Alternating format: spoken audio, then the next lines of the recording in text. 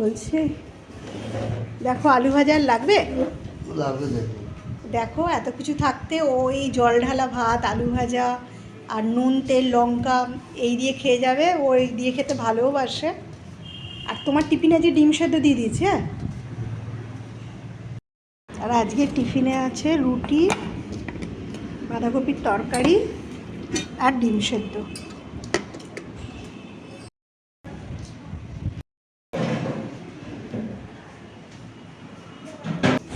নমস্কার বন্ধুরা, আমি শর্মিলা। আমার নতুন একটা ভিডিও তোমাদের সকলকে স্বাগত।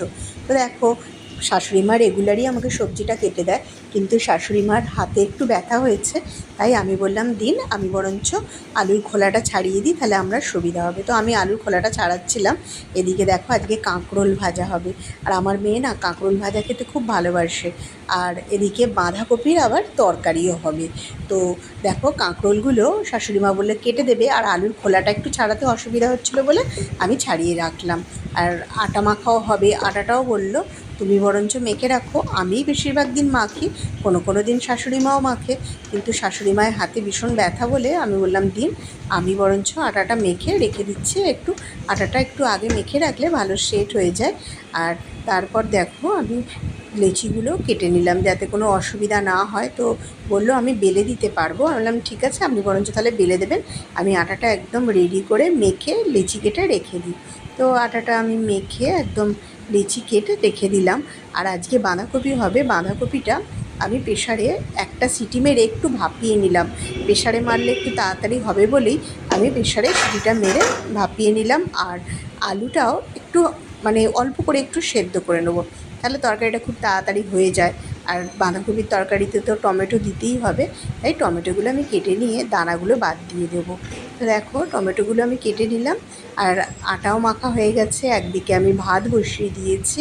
তো এবার তরকারিটা বসিয়ে দেবো। আর বাঁধাকপি তরকারি করা মানেই তো বেশ অনেকটা টাইম লেগে যায় তরকারি করতে। তো দেখো টমেটোটা আমার কাটা হয়ে গেছে।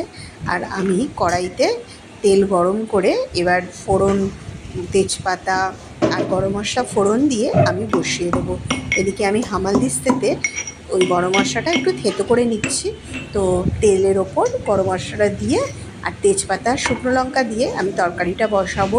আর তারপর দেখি আবার আদাও বাটা নেই, তো কী করব, আদাটাও ভাবলাম তাহলে ওই একটু থেতো করে নেবো, তাহলেই সুবিধা হবে। আর দেখো টমেটোগুলো আমি দিয়ে দিলাম, আর একটু সামান্য নুন দিয়ে আমি ঢাকা দিয়ে দিলাম। আর আদা বাটা ছিল না বলে আমি আদাটাও একটুখানি থেতো করে তরকারির মধ্যে দিয়ে দেবো, কেননা সকালবেলা আর বাটার টাইম ছিল না, এমনিই ভীষণ তাড়াহুড়ো থাকে অফিস টাইমে রান্না করার। তো আমি ভাবলাম তাহলে বরঞ্চ আদাটা একটু থেতে করে দিলেই তাড়াতাড়ি হয়ে যাবে।